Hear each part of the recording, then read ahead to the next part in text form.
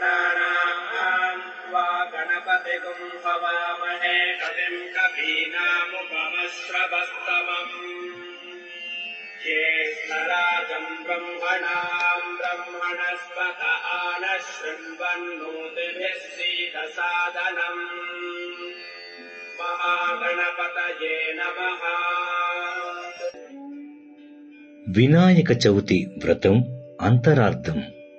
వినాయక చవితి అనగానే గణపతి ప్రతిభను 21 రకాల పత్రిని తెచ్చుకుంటాము.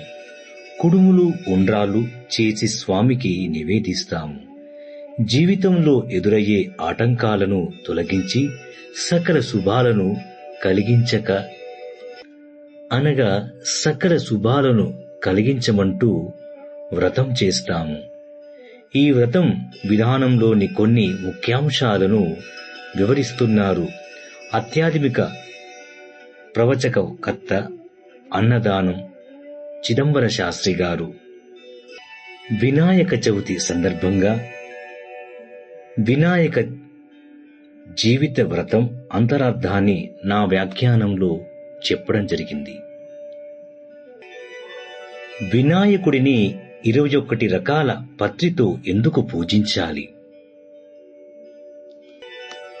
చవితి పూజల్లో వినాయకుడి ప్రతిభ 21 రకాల పత్రి తప్పనిసరి.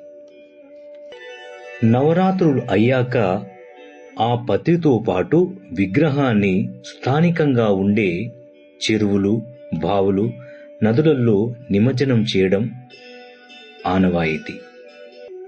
అనగా మామూలే. నిజానికి ఈ పత్రిలో ఉపయోగించే ఆకుల్ని ఔషధ గుణాలెన్నో ఉన్నాయి. ఇక ఈ వానలు కురిసే సమయంలో జలాశయాలు కలుషితమవుతాయి. వీటిని శుభ్రం చేయడానికి ఈ 21 రకాల పత్రి సరైన పరిష్కారమని చెబుతారు. ఆ ఆకుల్ని నీటిలో కలిపినప్పుడు వాటిలోని ఔషధ గుణాలన్నీ నీటిలోకి చేరుతాయి. అవి బ్యాక్టీరియాను నిర్మూలించి జలాన్ని శుద్ధి చేస్తాయి. గణపతి పూజల్లో గరికకు ప్రాధాన్యం ఎందుకు?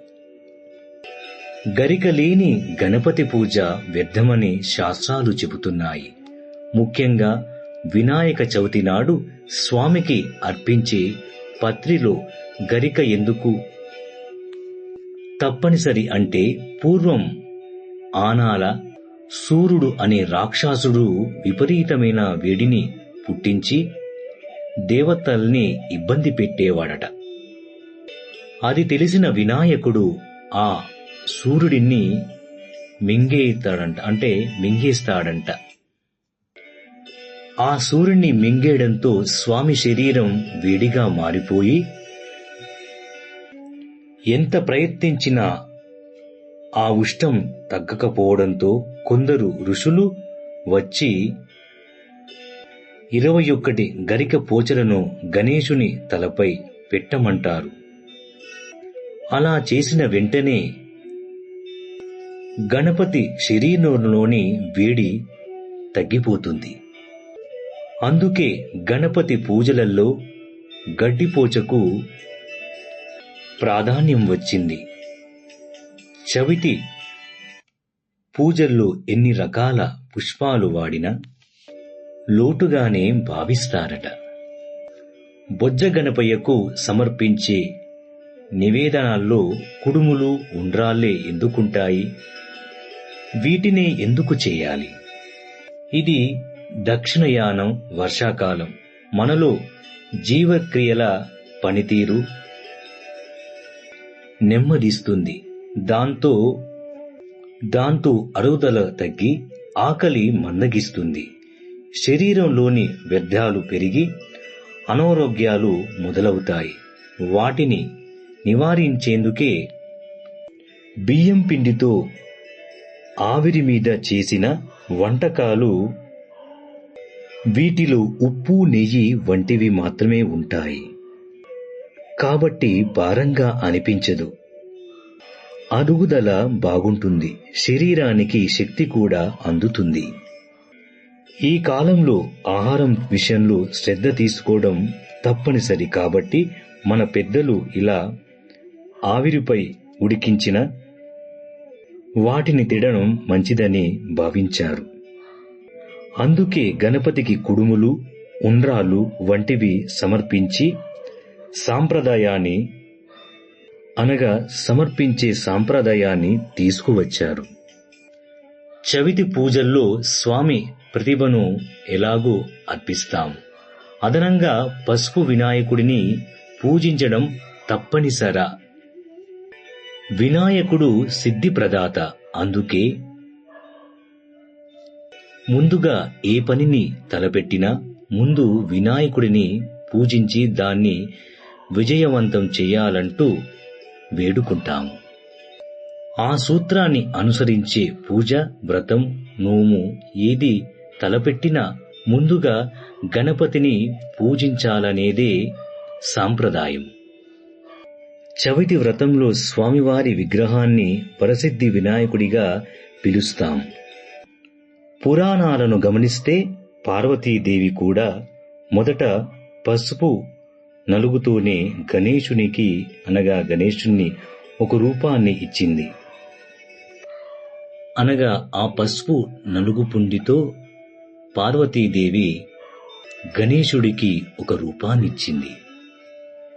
నేటికి అదే సాంప్రదాయాన్ని కొనసాగిస్తూ పసుపుతో గణపతిని చేసి తొలి పూజలను చేస్తారు. ఈ పసుపు వినాయకుడికి క్షిప్ర గణపతి అనే పేరు కూడా ఉంది. పూజ అయిపోయాక ఆ పసుపు గణపతిని నీటిలో కలిపేయవచ్చు.